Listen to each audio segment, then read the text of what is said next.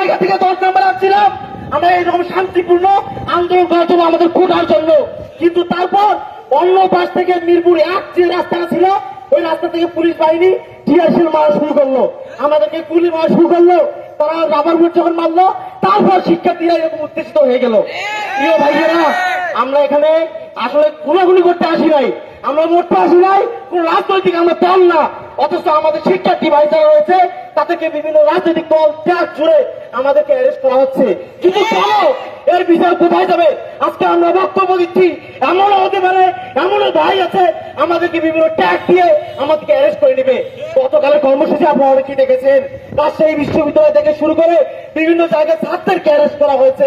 এটা কোন মানবিকতা? এটা কি হলো আমাদের বাংলাদেশের মধ্যে? আজকে আমাদের ভাই আবু সাইদ মৃত্যুবরণ করেছে, এটা আমরা সবাই জানি না, তাহলে আমরা তার এই রক্তের বদলা নেওয়ার জন্য এসেছি। আমরা কোন রাজাকার নই, আমরা আসলে কোটা আন্দোলন নিয়ে এসেছিলাম।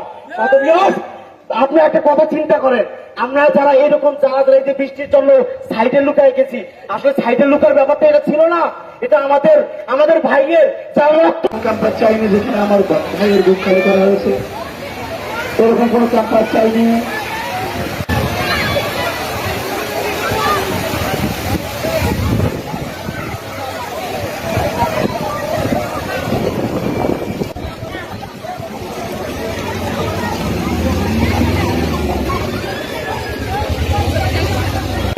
সময়ে আমাদের এরকম একটা অবস্থা হলে আমি তখন বিভিন্ন জায়গা থেকে 10 নম্বর আসছিলাম আমরা এরকম শান্তিপূর্ণ আন্দোলন করার জন্য আমাদের কোটার জন্য, কিন্তু তারপর অন্য পাশ থেকে মিরপুর 1 যে রাস্তাটা ছিল ওই রাস্তা থেকে পুলিশ বাহিনী টিয়ারশেল মারা শুরু করলো, আমাদেরকে গুলি মারা শুরু করলো, তারা রাবার বুলেট যখন মারলো তারপর শিক্ষার্থীরা এরকম উত্তেজিত হয়ে গেল।